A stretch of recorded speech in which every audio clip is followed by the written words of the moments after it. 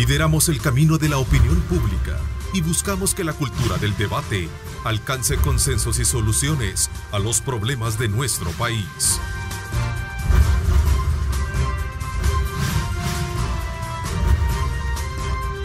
Diálogo con Ernesto López.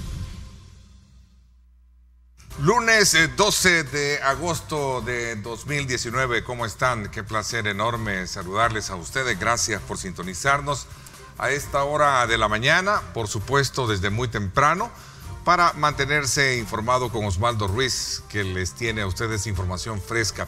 Bienvenidos, gracias por estar permanentemente con nosotros. Esta mañana en nuestros estudios el arquitecto Frederick Benítez Cardona, presidente de ANDA, con quien vamos a aprovechar a hacer una evaluación de importantes aspectos que tienen que ver con la designación de los proyectos y sobre todo también de aquellas áreas de necesidades de agua y que han requerido, por supuesto, de la atención de la institución. Vamos a aprovechar, desde luego, conversar este y otros temas con nuestro invitado de hoy, que es precisamente el presidente de ANDA, y nos va a dar buena y nueva información con respecto al proyecto también de Las Pavas, el cual, según la institución, trabaja incansablemente para concluir la obra, por cierto, el próximo año. Así es que quiero darle la más cordial bienvenida, presidente de ANDA.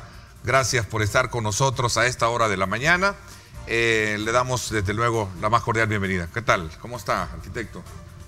Buenos días, Ernesto. Para mí es un gusto estar nuevamente aquí contigo y aprovechando, como siempre, quiero mandarle un saludo a mis dos grandes admiradores, que es Sebastián y Antonella, que aunque no crean ya están despiertos sintonizando el canal. De veras. Ellos son mi hijo y mi hija. Ah, qué bueno. Mira, un saludo muy especial entonces para tus hijos. Por cierto, este fin de semana había problemas de abastecimiento y habían algunas demandas y denuncias en el sector de Cuscatancingo y otros sectores aledaños, presidente.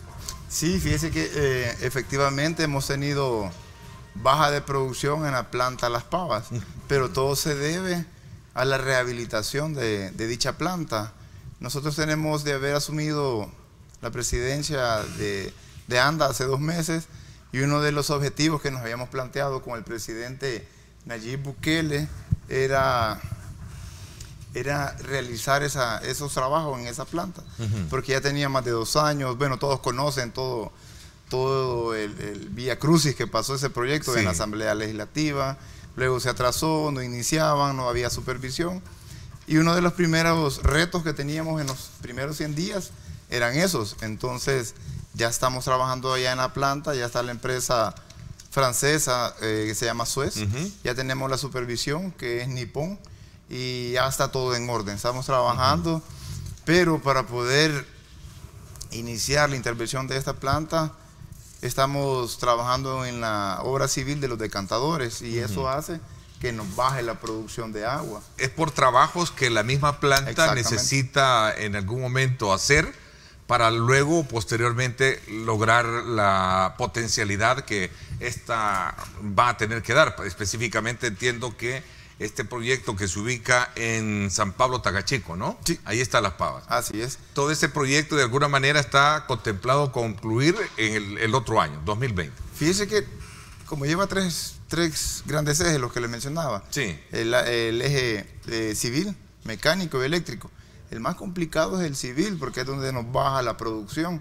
El mecánico simultáneamente lo estamos trabajando, pero en Francia. Yo subía una foto la semana pasada de unos paneles de control que ya los están construyendo allá en Francia. Entonces esos van a venir, y ahí no vamos a percibir mucho la disminución del servicio. Actualmente la planta estaba produciendo 1.5 metros cúbicos por segundo de agua para el Gran San Salvador. Ahora, con esta obra que estamos haciendo en los decantadores, hemos bajado a 1.2, y donde nos cuesta bastante hacer llegar el agua es a las Altavistas. Todos conocemos las Altavistas, es una concentración grandísima de viviendas, son casi 40.000 viviendas, que se nos complica bastante hacer llegar el agua. Este es el sector, llamémosle, de oriente de la capital. Estamos hablando cerca de San Martín, todo este sector. Así es, ahí se combina esa concentración, esa urbanización, se combina, está ahí parte de San Martín, también Tonacatepeque, ¿verdad? Así es una combinación grandísima en que en aquel momento no se previó, creo yo, de dónde se le iba a dar agua a esta urbanización, pero bueno, eso es problema del pasado y nosotros estamos acá para solventar los problemas que tenemos en el presente, ¿verdad?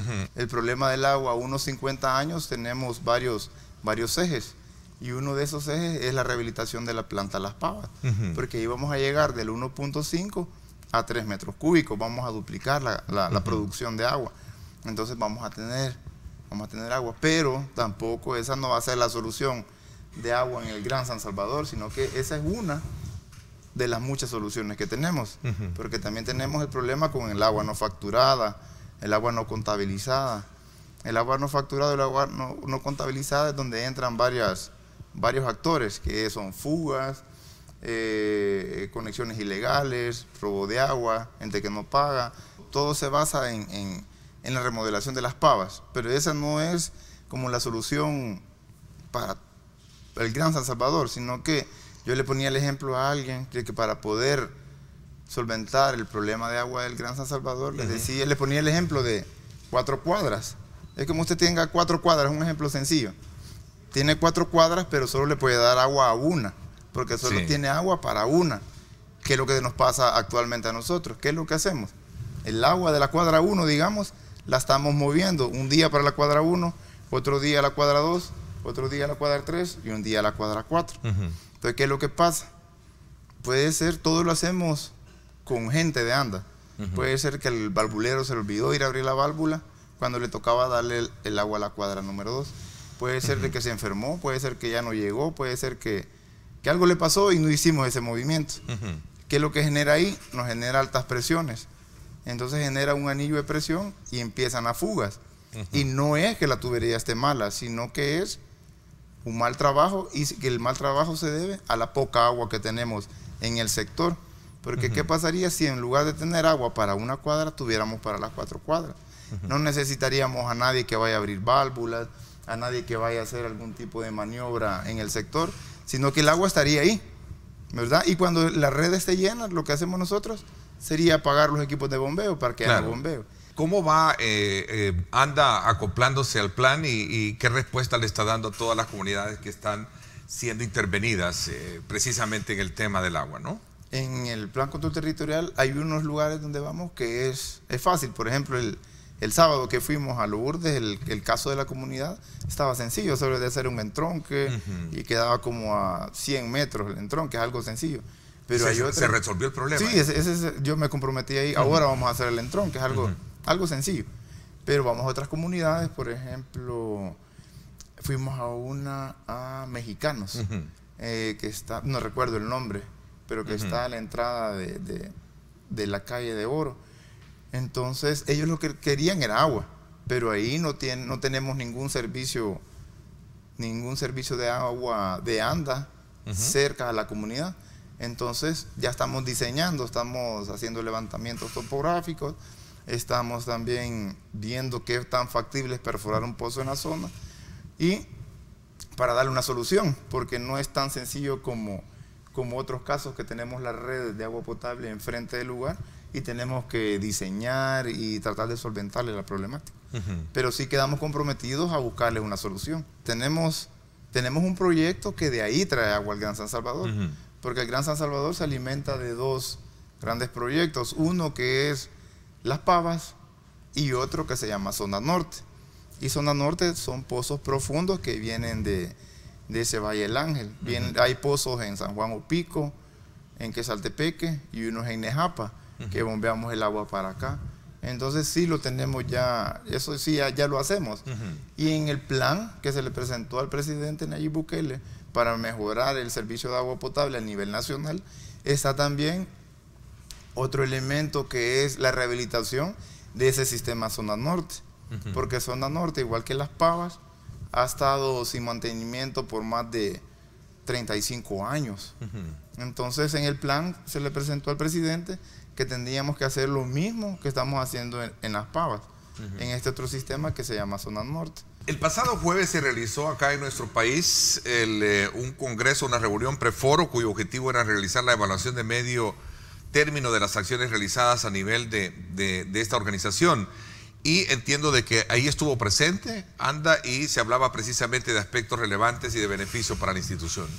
Sí, cuéntenos un poco. Es en el tema del FOCAR. FOCAR. Así es. ¿Qué es esto? Cuéntenos un poco, presidente. Es como un fondo donde está integrado por los países de Centroamérica y del Caribe, en este caso República Dominicana, y es un foro donde se reúnen los homólogos, por ejemplo, de ANDA.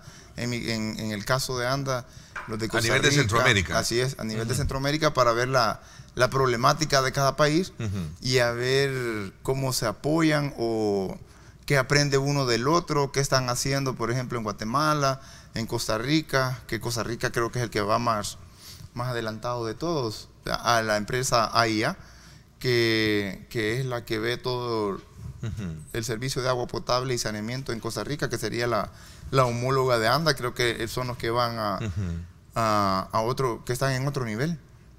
Ellos tienen lectura satelital en los medidores, tienen plantas de tratamiento de aguas residuales. ¿Tendrán ley de agua? Tienen ley de agua. ¿Tienen ley de agua? ¿Solo nosotros será que no tenemos una ley de agua? No, de los que más problemas tienen, de todos los que se concentran en el foro, es Honduras.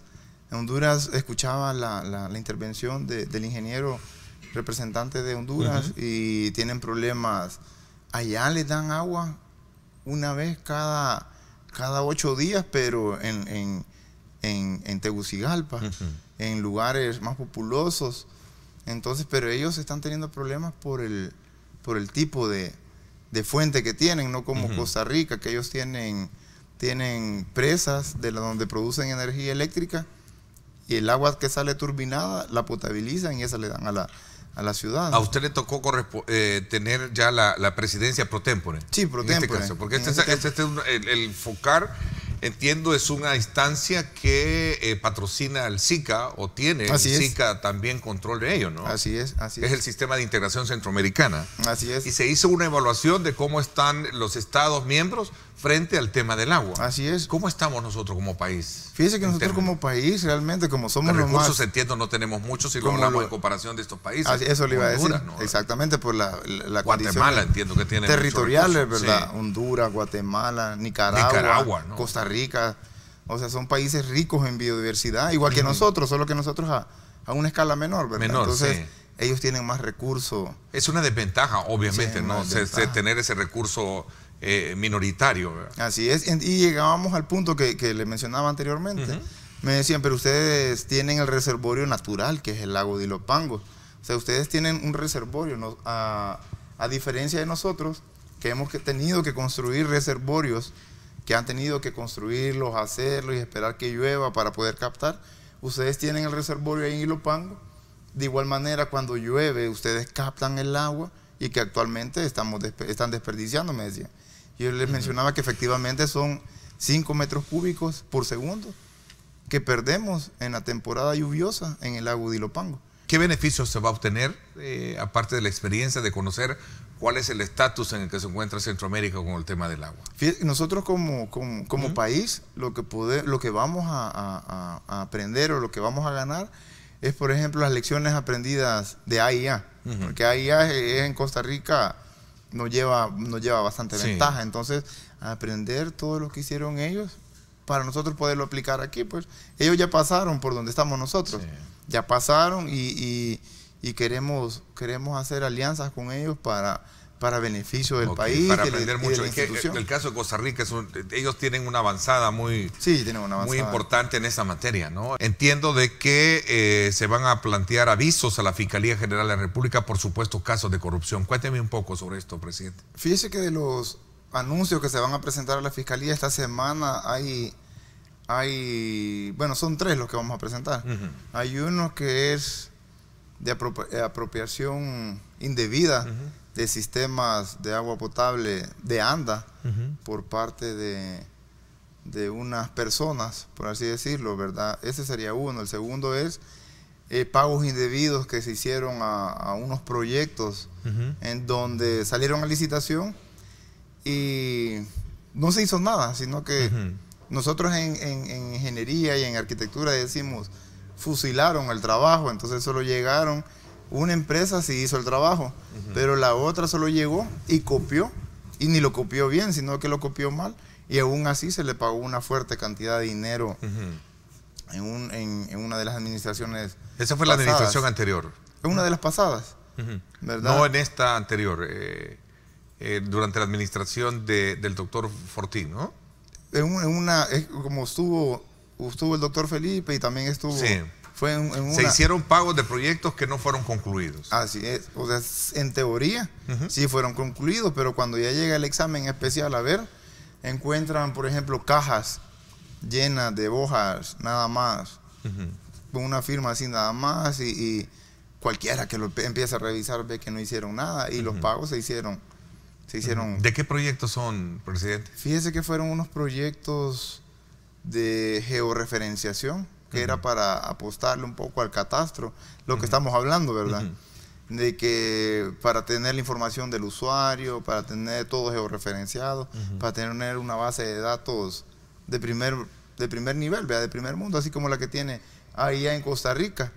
Entonces eso no se hizo. Entonces va un aviso a la fiscalía para investigar ese caso. Para que investiguen qué fue lo que pasó. Y porque estamos de las personas que dice que tenían el primer caso que me decía de las personas que... son sistemas que se han apropiado, sistemas de agua potable de ¿Son ANDA. Pozos? Son sistemas completos. Pozos. ¿Son instituciones tanques, o personas?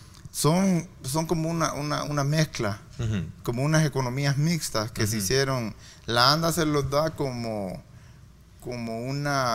una descentralización que se hizo hace antes. Sí, claro. Antes estaba el tema de la centralización. No recuerdo cómo se llaman estos proyectos. Pero, se me ha escapado el nombre, ¿no? Pero ahí se los han tomado. Y digamos, es infraestructura de ANDA. Los tanques son de ANDA, los pozos son de ANDA. Entonces ha habido una apropiación de todo ese recurso, de toda esa infraestructura, ¿no? Y también porque no se hizo nada antes, pues, porque la negligencia también es penada, ¿ves? Y el tercero es por una negociación extrajudicial que hubo en un caso, de una demanda que se le puso a ANDA, que se demandó por lesividad, se le demandó por varias cosas y que la Cámara resolvió que sí se le tenía que pagar. Eso fue en la administración de Marco Fortín, ¿no? Eso presidente, ¿sí? Así es, sí. Sí, también va ese otro aviso a la fiscalía. Así es.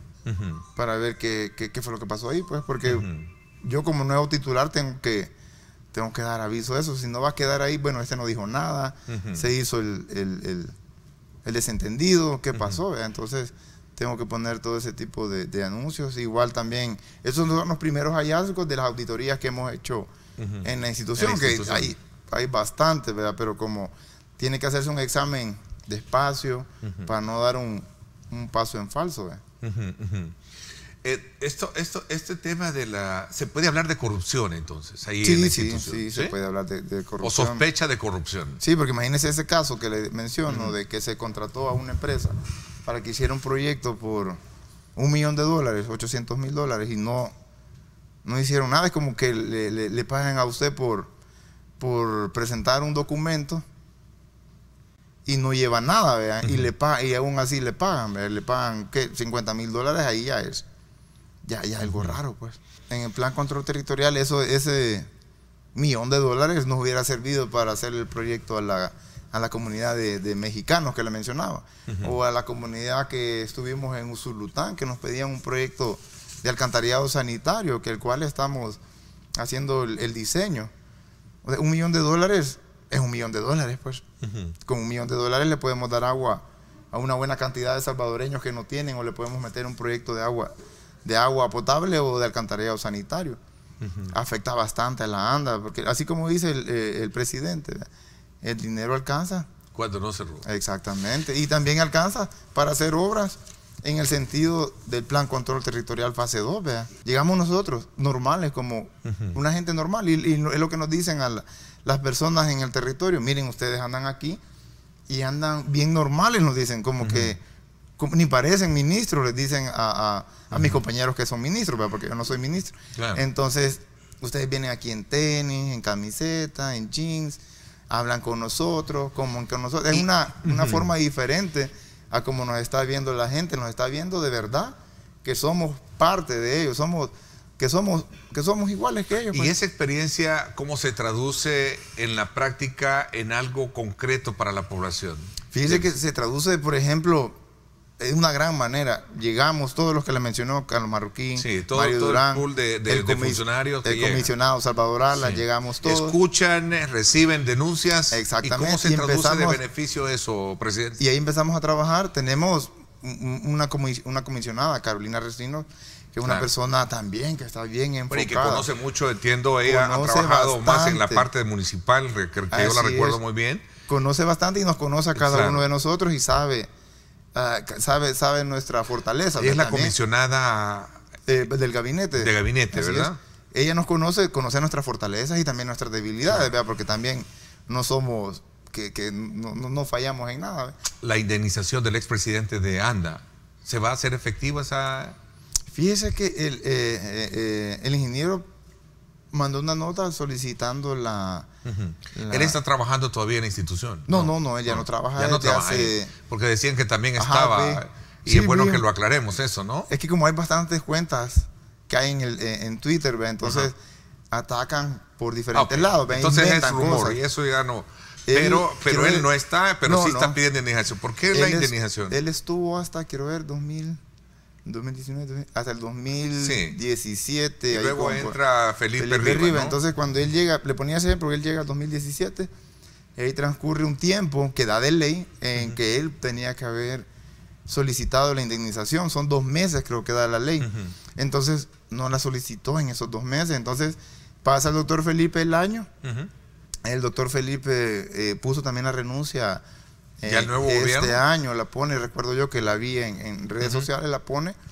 Igual él pasaron sus 2 meses y no solicitó la indemnización. Entonces al pasar esos 2 meses ya pierde el derecho de la indemnización o gratificación, como le quiera llamar. Entonces cuando me llega la nota a mí, yo la paso, yo la tengo que pasar a la Junta de Gobierno, pero ya los abogados del área jurídica de ANDA y ya me dicen de que eso ya no tiene validez porque ya había caducado, ¿eh? Entonces no se puede. Entonces, y no está trabajando, como decía, hay una cuenta troll, creo que no me recuerdo el nombre de la cuenta, no está trabajando en ANDA ya desde hace más de 2 años. Y en el caso que mencionaban que era de asesor, en esta nueva administración no hay plazas de asesores realmente, sino que me he basado en lo que dice la ley de ANDA, de que un director técnico y un director administrativo financiero tienen que hacer sus funciones de asesorar al presidente. Ya en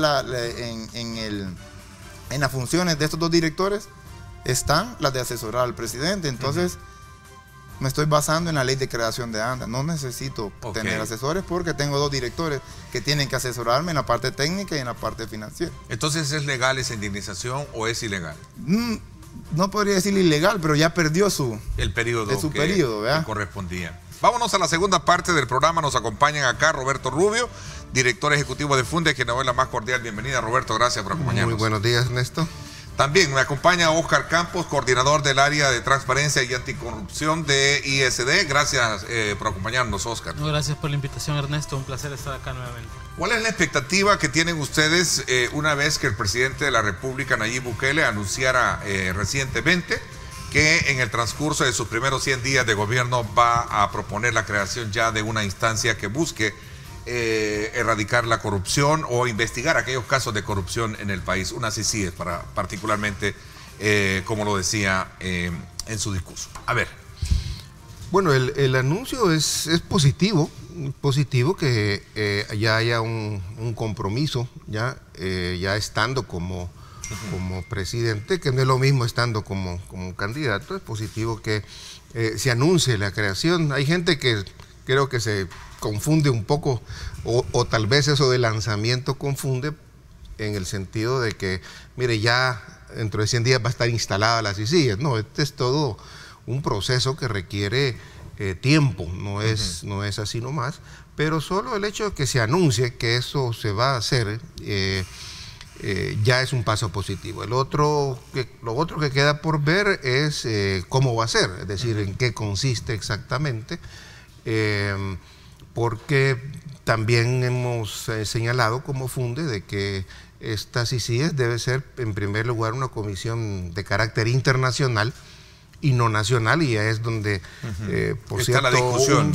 es que un periódico sacó algunas declaraciones mías diciendo que las CICIES era, le temíamos porque era un arma política, o se podía convertir en un arma política, y no es cierto. No es cierto, no hay temor por una CICIE, al contrario. No, al contrario, creo que la posición de nuestra como Transparencia Internacional, como funde, ha sido, es importante la CICIE, es decir, las instituciones nacionales necesitan ser reforzadas con una cooperación internacional. Eso es lo primero, es decir, que esta comisión, como su nombre lo indica, comisión internacional, o sea, que sea internacional y no nacional, eso es muy importante. Y lo segundo, que sea independiente. En la que encontramos a lo mejor algunas posturas de decir, bueno, si esto puede ser internacional, es independiente, pero ¿qué carácter jurisdiccional va a tener?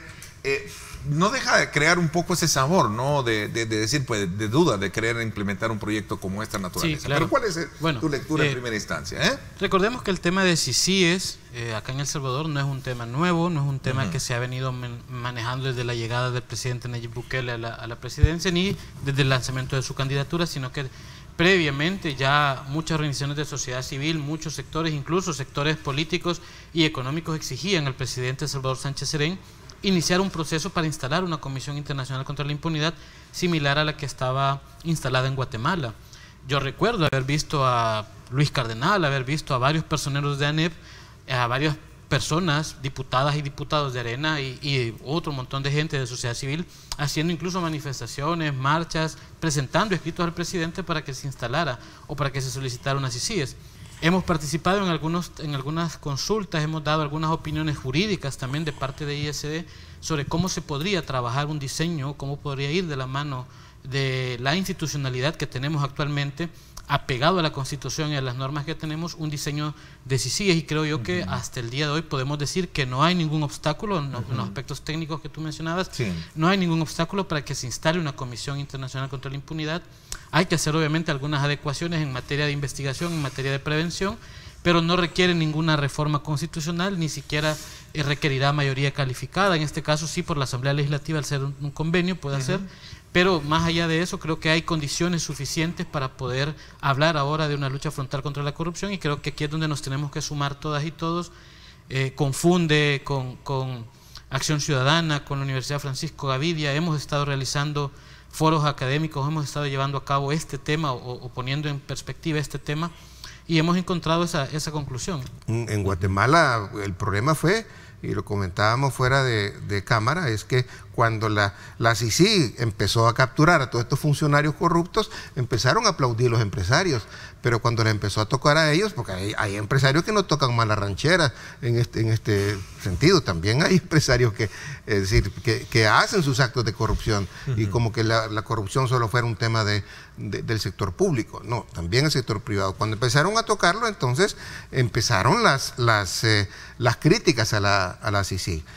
Y como digo, errores pudieron haber habido, tal vez Iván Velázquez en algunos casos se pudo haber puesto demasiado fuerte, y eso generó temores, y eso hace que con alguna razón, por eso pueden tener los empresarios aquí temor. Yo lo que les diría es, si vamos a tener una comisión internacional que realmente sea independiente, que sea calificada, y si realmente no está contaminada políticamente, y esa es la ventaja que tiene una comisión internacional, respondiendo a la pregunta que hacía, ¿cuál es el valor añadido que nos va a dar una comisión internacional?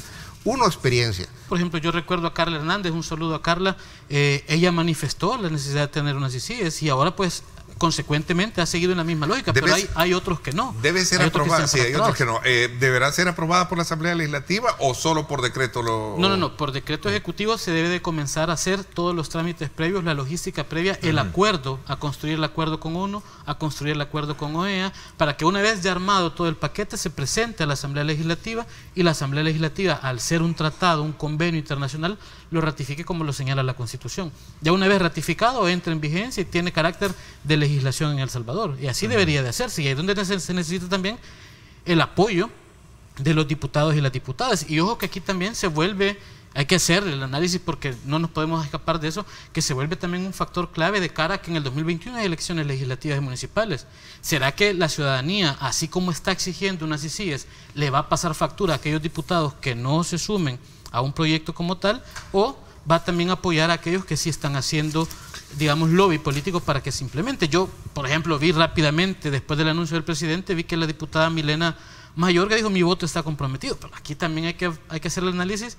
Si no se sabe cómo es el diseño, tampoco se pueden estar dando votos al aire, ¿verdad? Sí, yo creo que hay que seguir la discusión. El presidente y el vicepresidente creo que deben de abrir esta etapa en la que se encuentran, y que antes de los 100 días pues puedan presentar ya el lanzamiento o cómo va a ser, digamos, la hoja de ruta para tener las CICIES, y eso nos va a ayudar a tratar de evitar esas especulaciones y esos temores que hay en algunas personas. En consonancia con esto, ya para ir aterrizando, Roberto, tú has sido crítico también de cómo la Oficina de Probidad ha emitido ciertas sentencias de aperturar juicios, y otros no. Es que justamente lo y esto que va venimos, en consonancia de lo que estamos hablando. Lo que venimos diciendo, y varias de las organizaciones, digamos, que estamos metidos en esto, vemos con bastante, digamos, importancia el que se pueda establecer las CICIES. Y hablando de valor añadido, te pongo varios ejemplos. Es decir, ya lo ponía Oscar, la Corte de Cuentas. Mira, hasta se negó a investigar. La Corte de Cuentas sabemos de que ha sido más bien una tapadera de actos de corrupción. Y pues nos da señales así de realmente de meterse. Y lo que hemos visto con la sección de probidad, mira, ¿qué hubiera pasado si el Frente hubiera ganado? Si hubiera seguido teniendo el peso que tiene. No, posiblemente no hubiera salido el caso de Sigfrido Reyes. Mire lo que tardó. Y tardó no porque si había o no había evidencia, es por el tema de la correlación de fuerzas, porque cambió la correlación política. Por mi parte, esto es todo por hoy. Pásenla bien y, como siempre, recuerden lo más importante: amar a Dios sobre todas las cosas. Lideramos el camino de la opinión pública y buscamos que la cultura del debate alcance consensos y soluciones a los problemas de nuestro país.